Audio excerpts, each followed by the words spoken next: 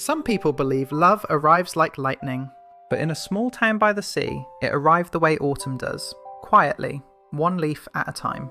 This is the story of two strangers, one rainy afternoon, and the choice that almost cost them everything. Stay until the end, because what happens at the lighthouse will stay with you long after this video ends. Ari had lived in Willowbrook Bay her whole life. She knew every crack in the cobblestones, every sailor who waved hello, every colour the sea turned before a storm. Her flower shop was small, but it was hers, full of quiet mornings and half-finished paintings she never showed anyone. Every evening, she'd sit on the same cliffside bench and sketch the horizon, wondering what was out there beyond it. She wasn't unhappy, but she felt a quiet longing for something more. But some nights, the quiet felt a little too quiet, like a story missing its second character. That same week, a stranger arrived. Leo was a photographer, chasing stories for a book. Towns forgotten by maps, still full of magic. He planned to stay 1 week. Just one. He had no idea Willowbrook Bay had other plans. The rain came out of nowhere, the way good stories often do. Leo ducked into the nearest doorway, Ari's flower shop, soaked, apologetic, and instantly out of words. She just laughed and handed him a towel. Neither of them noticed the rain had stopped an hour later. They talked for hours about nothing important. Favourite colours, worst haircuts, the smell of the sea after rain. But somewhere between the second cup of tea and the third shared laugh, something quietly shifted. Ari didn't want him to leave. And Leo, for the first time in years, didn't want to either. He came back the next morning. And the morning after that. His 1 week quietly became 2. He told himself it was for the book. Ari knew better, and so did the whole town, who'd already started smiling knowingly whenever his name came up. They walked the harbour every evening after that. He'd point his camera at the boats. She'd point out the exact spot the light turned pink each night. Slowly, without either one saying it out loud, they began showing each other the world through their own eyes. He showed her photographs from a dozen countries, deserts, mountains, cities that never slept. But when she asked which photo was his favourite, he quietly turned to a new page.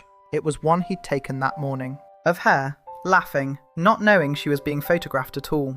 So she gave him something back, a painting she'd made in secret, of him standing at the lighthouse like he'd always belonged there. He didn't say anything for a long moment. He just held it like it was the most important photograph never taken. The days turned into weeks. Autumn deepened around them, golden one day, silver with mist the next. They stopped counting how long he'd been staying. It didn't matter anymore. Some stories aren't measured in days. They're measured in moments that feel like home. On the night of the town's lantern festival, they danced on the cliff where she used to sit alone. For the first time in her life, the horizon didn't feel like something missing. It felt like something finally arrived. Then, a letter came. His publisher wanted him in 12 countries over the next year for the book's final chapters. It was the opportunity of his career. It was also, he realised with a sinking heart, exactly 1 year away from her. He didn't tell her right away. Not out of dishonesty, out of fear. Fear that saying it out loud would make the choice real. But Ari had known him long enough now to feel the change in his silence. The way you feel a storm before the first drop falls. She found the letter by accident, and in that instant all her old fears rushed back. The ones that whispered, maybe she was only ever meant to be a chapter in someone else's story, not the whole book. For 3 days, they barely spoke. He was afraid to ask her to wait for him. She was afraid to ask him to stay.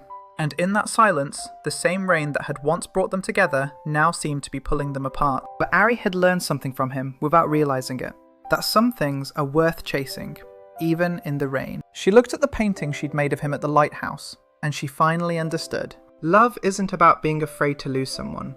It's about being brave enough to hold on. She ran, past the flower shop, past the harbour, past every familiar corner of the only home she'd ever known, toward the one uncertain thing she now knew she couldn't live without. He turned around just as she reached the platform. Neither of them said the big, complicated things they'd rehearsed. Instead, he simply said he didn't want 12 countries if none of them were home.